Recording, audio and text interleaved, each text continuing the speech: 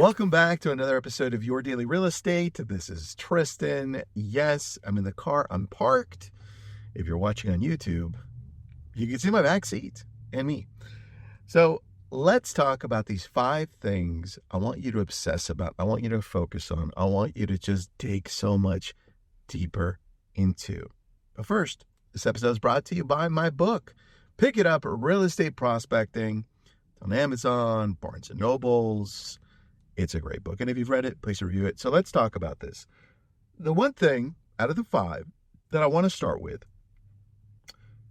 is I want you to pick the one thing that you're amazing at. The one thing that you know that you do better than most other people. In fact, it's the one thing that most of your friends and family reaches out to you for. What is that? What is that within the world that you're in that makes you money? For me, if I'm thinking about this, it's in real estate. Typically in the process of doing real estate, when it comes to any creative type of financing, any creative type of ideas to be able to help people that may have a challenge in buying a home. Because when I first started, I helped out first-time home buyers. I helped out the Latino and the Black population because I'm bilingual. And so for a lot of my friends and family, they still remember that and they come to me for that. Should I dig deeper on that? Maybe. Shouldn't I? I definitely did when I first started. In fact, I went very, very deep and then I pivoted and I'm like, you know what? My one thing is going to be this other thing. It can change. So for you, what is that one thing? Number 2, and I have them written down over here. Number 2, I want you to listen more. You're not listening enough. I want you to listen to the people you're talking to. I want you to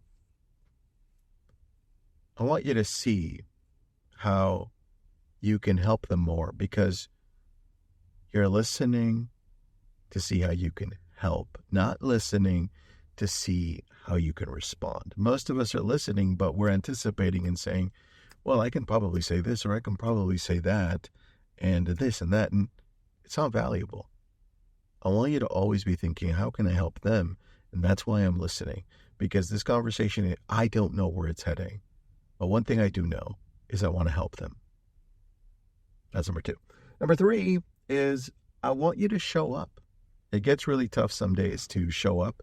And the world that we're in right now with the whole NAR settlement, a lot of people are scared. In fact, some people are not even showing up. And I don't want you there. I want to remind you that consistency over a longer period of time wins. It's about showing up when you don't want to show up, right? That's discipline. It's about showing up when it gets a little harder and you're not sure where you're heading. In fact, you're scared. But remember, you're creating momentum. You're teaching yourself, saying, hey, I showed up that day I didn't want to, and good things happen.